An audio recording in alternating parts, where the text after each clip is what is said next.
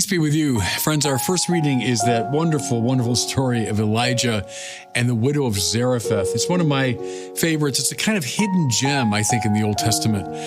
Like so many of the stories in the Bible, it is very laconically stated, very understated, but chock full of spiritual meaning. To get it, though, we have to back up a little bit to understand Elijah and what he's all about. Remember, Elijah emerges as the great critic of Ahab, king of Israel, who is described as the worst of all the kings of Israel, which means he's a pretty bad guy. He's married to Jezebel, and through Jezebel, he gives the country over to the worship of false gods, which in the Bible is always the wrong thing to do. So Elijah challenges him. Ahab says, I'm having none of it. And so Elijah declares a drought. Now, as always in the Bible, this is not God being capricious. It's a spiritual symbol. Turning away from God means turning away from the source of life. Just as Adam and Eve are kicked out of a garden and they go into a desert, not God being difficult or punitive, it's spiritual logic. If you turn away from the source of life, life is going to dry up. So same thing here, this great drought descends upon the land. Well, Elijah finds himself caught up in the dire situation, and he's told by God, listen now, go to the Wadi Cherith, and you shall drink from the Wadi, and I've commanded the ravens to feed you there. So it's not, the Four Seasons Hotel he's been sent to. It's a pretty primitive situation. Go drink from this little rivulet, and I'm going to send ravens to feed you.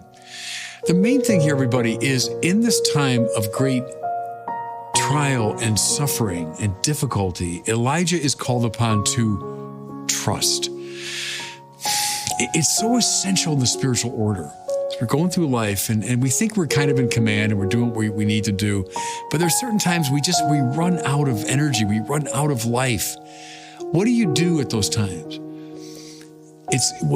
Precisely at those times, you're called upon to trust in God's providence. And notice, please, that sometimes it unfolds in a way that you'd never expect. Is this the way that he'd expect to be fed and given to drink? Well, no, it's this very strange way, but so it often goes. We trust not in our own powers, but in the powers of God. Well, the story goes on. Given the drought, in time, this wadi, this little river, dries up, and Elijah finds himself again in desperate straits. I put myself in his shoes at this point. So, okay, you've been kind of hanging in there. God has been providing food and drink. But now even that little inadequate source of water, even that's drying up. How panicked he must have been. I mean, I would have been panicking if I thought, here's my one source of sustenance and it's just given out. Well, at that moment, again, what's he called to do? Trust. Trust. Think, everybody, of times in your own life of depression, times when you feel pretty lost, when you feel that the things that used to give you joy, that used to give you life, they're kind of drying up. And maybe you're panicking a little bit at the psychological and spiritual level. What do? You trust. You trust in the power of God.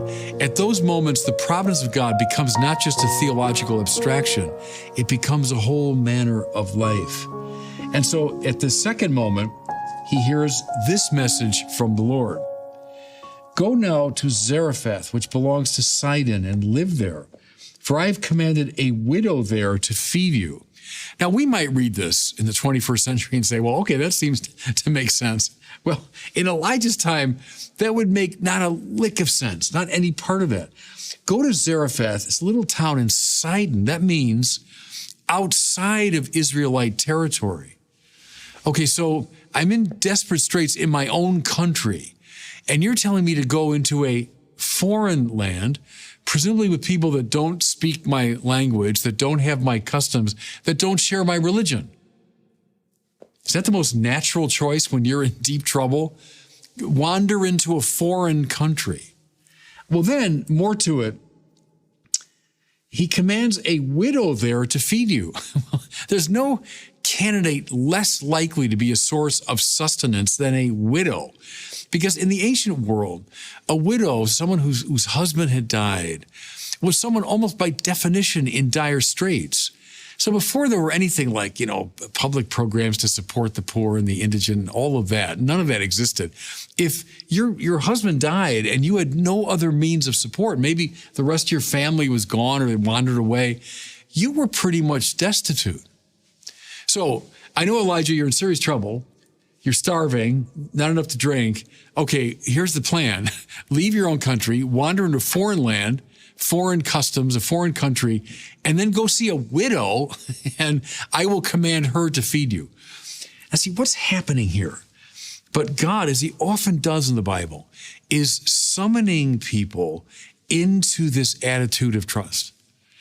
Because what seems like the least likely scenario is in fact what God is planning to do. So he comes to, he goes into Sidon, comes to this little city of Zarephath, and he comes indeed across this widow. Now, like everybody else in the vicinity, she's suffering from the effects of the drought. She's starving. She has nothing grown. She has nothing to eat. And so the prophet goes up to her and he asks her for a drink and for a morsel of bread. Now, here's her response. As the Lord God lives, I have nothing baked, only a handful of meal in a jar and a little oil in a jug. And then she specifies, I love this detail, that with this little tiny bit, she's now going to prepare her last meal, the last meal for herself and for her son. So, see, what's Elijah thinking at this point? Okay, Lord, I was a little worried about this, and now I see precisely why I was justified in my worry. You've sent me to a foreign country. You've sent me to this widow, and as predicted, as anybody would see, she's got nothing. She's the least likely person to feed me.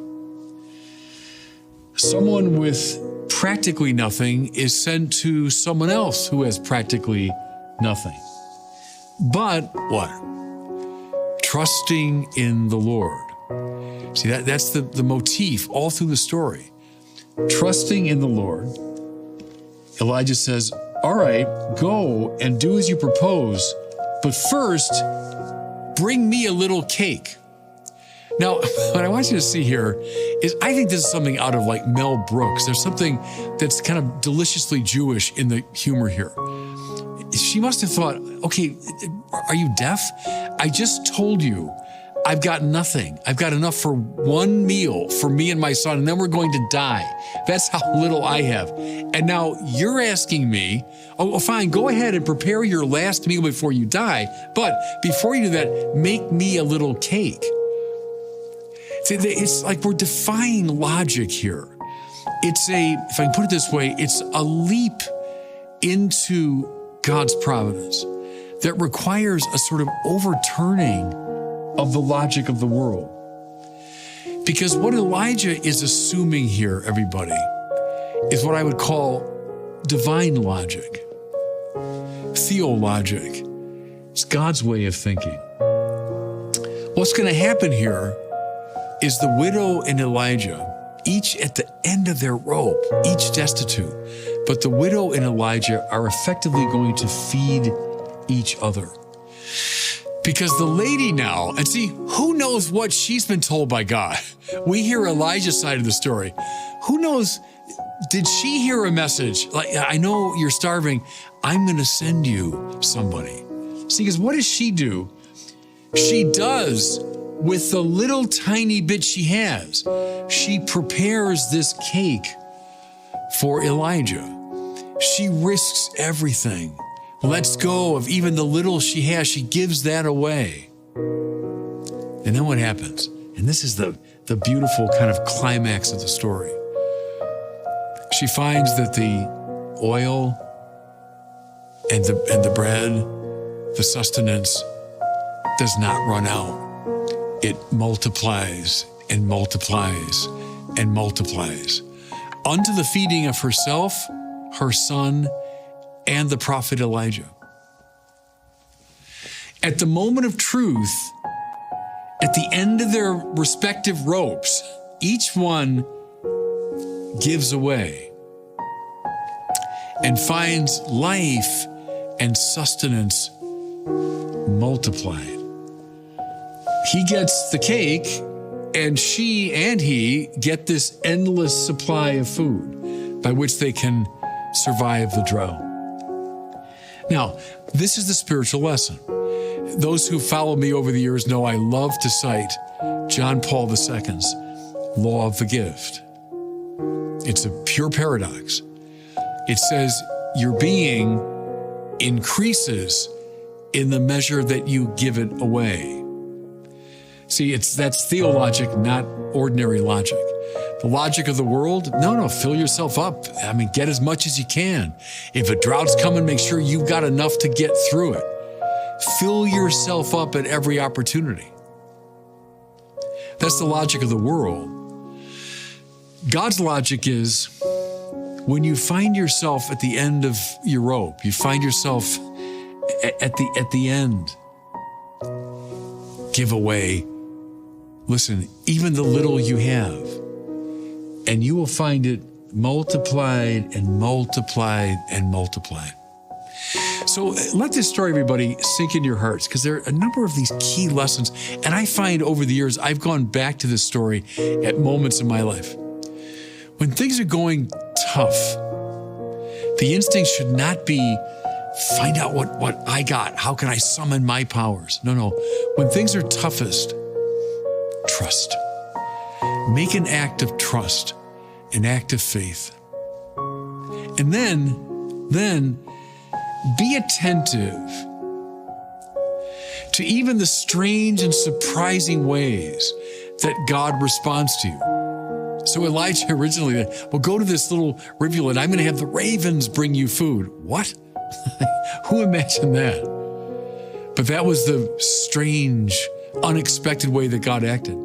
Then when he finds himself again in dire straits, wander into a far country and find the least likely person who could feed you. That's the one I'm sending you to. See, watch this, everybody. Be attentive, especially to the people that God sends our way. Something I watched in my own life, like when you meet somebody, a phone call, maybe a chance encounter, and you think, now, how come that person was sent to me precisely now? And maybe at first glance you think, that person is the least likely candidate to help me with what I need right now. I don't know, that's worldly logic. But God's logic, who knows? That's precisely the person who'll be of greatest help to you. And then finally, at those most dire moments, when you think I'm about to lose everything, give away even the little you have, and you'll find it multiplied 30, 60, and 100-fold. So go back to this little story, everybody. Elijah and the widow of Zarephath. Find in it some of the most fundamental principles of the spiritual life. And God bless you.